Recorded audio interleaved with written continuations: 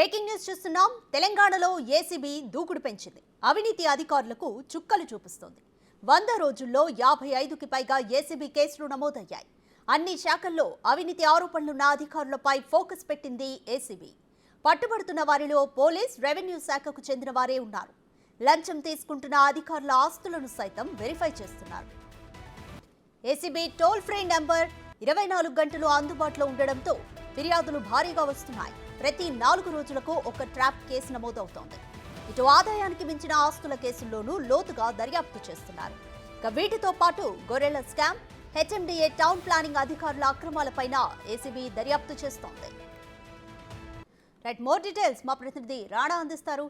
రాణా, రేవంత్ సర్కార్ ఆదేశాలతో ఏసీబీ తెలంగాణలో దూకుడు పెంచింది. పలు డిపార్ట్మెంట్స్ పైన ఫోకస్ పెడుతుంది. కంప్లీట్ డీటెయిల్స్ ఏంటి? ఇంకా ఫర్దర్గా ఎటువంటి యాక్షన్స్ తీసుకోబోతోంది? రాధిక, కాంగ్రెస్ గవర్నమెంట్ వచ్చినప్పటి నుంచి కూడా ముఖ్యంగా హైదరాబాద్లోని మెయిన్ డిపార్ట్మెంట్ల మీద పూర్తి కాన్సన్ట్రేట్ చేసింది. దానిలో భాగంగానే రాచకొండకు కానీ, అలాగే సైబరాబాద్కి కానీ, హైదరాబాద్కి కానీ ముగ్గురిని జమ్ లాంటి ఐపీఎస్ ఆఫీసర్ని సిపిలుగా నియమించింది. తర్వాత దానికంటే అత్యంత ముఖ్యమైనటువంటి డిపార్ట్మెంటు ఏసీపీ కూడా మంచి ఎఫిషియన్సీ ఆఫీసర్ కావాలనే ఉద్దేశంతో కూడా సివి ఆనంద్ని ఆయనకి అక్కడ పోస్టింగ్ ఇచ్చినటువంటి నేపథ్యం కనపడితే అప్పటి నుంచి కూడా ఇప్పటి వరకు గతంలో 10 సంవత్సరాలు జరిగినటువంటి అనేక సోదాలు కానీ, దాడులు కానీ కేవలం ఈ 100 రోజుల్లో జరిగాయంటే అర్థం చేసుకోవచ్చు. ఏసీబీ అధికారులు ఏ రకంగా అధికారులపైన నిఘా పెట్టడం కానీ, అవినీతి చేస్తున్నటువంటి అధికారులు కానీ, అక్రమంగా డబ్బులు సంపాదిస్తున్నటువంటి ప్రభుత్వ ఉద్యోగులపైన వారు దృష్టి పెట్టి వారిని అరెస్ట్ చేస్తున్నటువంటి నేపథ్యం అయితే ఏర్పడుతుంది. ఆ కోవలైన దాదాపు ఈ 100 రోజుల్లోనే చూసుకుంటే మాత్రం దాదాపు 52 మంది దాకా కూడా ఇప్పటి వరకు అరెస్ట్ చేశారు. అఫీషియల్గా రెడ్ హ్యాండెడ్గా పట్టుకున్నారు. వారి దగ్గర డబ్బులు ఆటోమేటిక్గా డబ్బులతో పాటు వస్తువులు కానీ, ఆభరణాలు కానీ అవన్నీ కూడా వారు పట్టుకున్నటువంటి నేపథ్యం కాబట్టి అవన్నీ కూడా సీజ్ చేసినటువంటి నేపథ్యం అయితే ఏర్పడుతుంది. ఏదైతే ఎప్పుడైతే హెచ్ఎండిఏకి సంబంధించిన మాజీ సెక్రటరీ శివబాలకృష్ణ స్టార్ట్ అయినటువంటి ఈ యొక్క దాడులు ఇప్పటివరకు లేటెస్ట్గా మాదాపూర్ ఎస్ఐ కానీ, అలాగే ఆసిఫాబాద్ సంబంధించినటువంటి మరొక ఎస్ఐ కానీ వీళ్ళందరూ కూడా ఈ ఏసీబీ ట్రాప్లో పడినటువంటి నేపథ్యం ఏర్పడుతుంది. ఎందుకంటే సామాన్య ప్రజలు ఏదైనా ఒక పని మీదకి వెళ్తానో, లేకపోతే ఒక పని చేయించుకోవాలనో ప్రభుత్వ ఉద్యోగుల్ని ఆశ్రయిస్తే వాళ్ళ దగ్గర నుంచి పెద్ద ఎత్తున కూడా వీళ్ళు ముడుపులు తీసుకుంటున్నారు. వాళ్ళ దగ్గర డబ్బులు లేకపోయినా కూడా ఇంత ఇవ్వాలి, అంత ఇవ్వాలంటే కూడా డిమాండ్స్ చేస్తూ మరి వాళ్ళు వారిని ఒత్తిడి చేస్తున్నారు. ఆ ఒత్తిడి భరించలేక చాలామంది ఈ ఏసీబీ అధికారులని ఆశ్రయిస్తున్నారు. 1064 నెంబర్కి ఫోన్ చేసి ఫిర్యాదులు చేస్తున్నారు. ఫిర్యాదులు చేసిన తర్వాత ఈ అధికారులపైన దాదాపు వారం 10 రోజుల పాటు కూడా నిఘా ఉంచారు. నిఘా ఉంచిన తర్వాత కేవలం ఈ యొక్క బాధితుల దగ్గరే వీరు డబ్బులు తీసుకుంటున్నారా, లేకపోతే ఇతరుల నుంచి కూడా ఎంతవరకు వీరు డబ్బులు లాగుతున్నారు, వీరి దగ్గర ఉన్నటువంటి అక్రమ ఆస్తులు ఎంతవరకు వీరు సంపాదించుంటారు, వీరు ఈ డిపార్ట్మెంట్లోకి వచ్చిన తర్వాత వీరి ఆస్తులు ఎంతవరకు పెరిగాయన్న దానిపై అన్ని రకాలుగా కూడా వీరు పూర్తి స్థాయిలో నిఘా పెట్టిన తర్వాత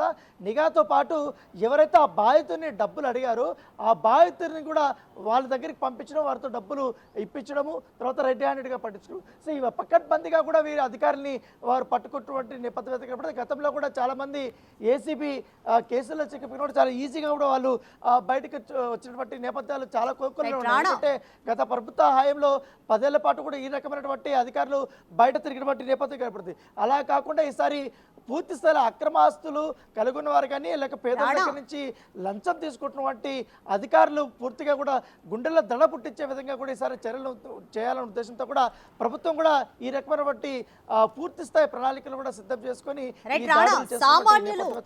దానికి తగ్గట్టుగానే వరుసగా సామాన్యులు 1064కి కాల్ చేసినప్పుడు రెస్పాన్స్ ఏ విధంగా ఉంటుందని అభిప్రాయం వ్యక్తం చేస్తున్నారు. గత 100 రోజుల్లో చూసుకుంటే 55 కేసుల వరకు నమోదయ్యాయి.